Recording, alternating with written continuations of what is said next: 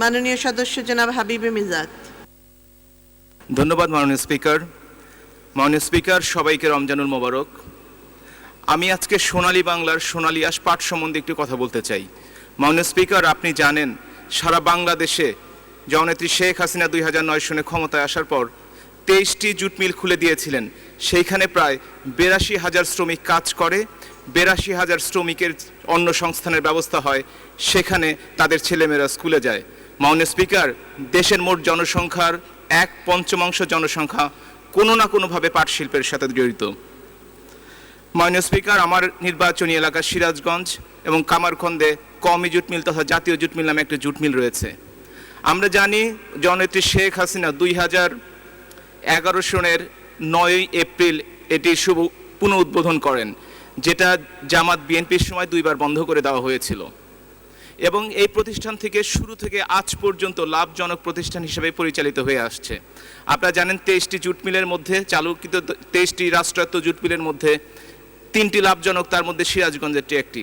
কিন্তু কয়েকদিন থেকে আমি একটি মিটিংয়ের পর থেকে একটি রাজনৈতিক এবং একটি অস্থিরতা সৃষ্টি হয়েছে সারা বাংলাদেশ জুড়ে পাটকল সেক্টরে।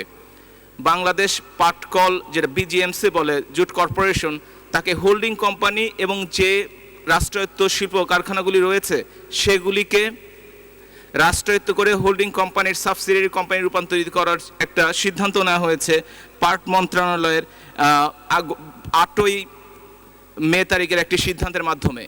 কিন্তু শ্রমিক কর্মচারীগণ এই সিদ্ধান্তের সম্বন্ধে খুব বেশি কিছু না জানতে পেরে তারা আতঙ্কিত হয়ে পড়েছে চাকরি হারানোর জন্য। আমি দাবি করব, বিশেষ করে এই চটকলগুলি যেগুলো খুলে দেওয়া হয়েছে এবং যেগুলি আজকাল প্রাইভেট সেক্টরের একটি লাভজনক প্রতিষ্ঠান এবং সাথে সাথে এটা পরিবেশ বান্ধব হওয়া সত্ত্বেও কেন আজকে এই রাজনৈতিক অস্থিতিশীল করার চেষ্টা করা হচ্ছে, শ্রমিক আন্দোলনে উস্কানি দেওয়া হচ্ছে। আমি দেখেছি শুধু পুরুষ নয়, এই প্রথম জননেত্রী শেখ হাসিনা জুট মিলগুলো খুলে দেওয়াতে প্রায় 1/3 মহিলা সেইখানে কর্মসংস্থানের সুযোগ হয়েছে। আমার কওমি জুট মিলে, যেখানে আমি প্রতি মাসে অন্তত একবার যাই, শ্রমিকদের সাথে আমাদের রয়েছে খুবই ভালো সম্পর্ক, সেইখানে 700 মহিলা কাজ করতো, 3টি শিফটে কাজ চলতো সেই জুট মিলটিতে।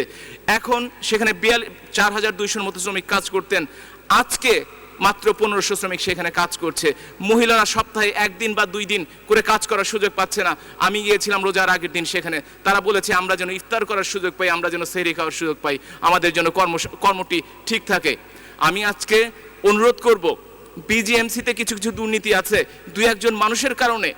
যে কওমি জুট মিলে আজকে 60 কোটি টাকার উৎপাদিত পণ্য গুদামে পড়ে আছে, এই উৎপাদিত পণ্য মাত্র 16 কোটি টাকা হচ্ছে তাদের পাওনা। এখনও লাভজনক প্রতিষ্ঠান যে কোনো জুট মিলের তুলনায়।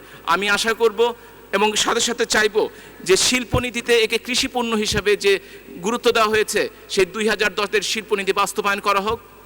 সাথে সাথে পাট মোড়কীকরণের জন্য যে বাধ্যতামূলক একটি আইন 2010 সনে করা হয়েছে সেটি বাস্তবায়ন করা হোক।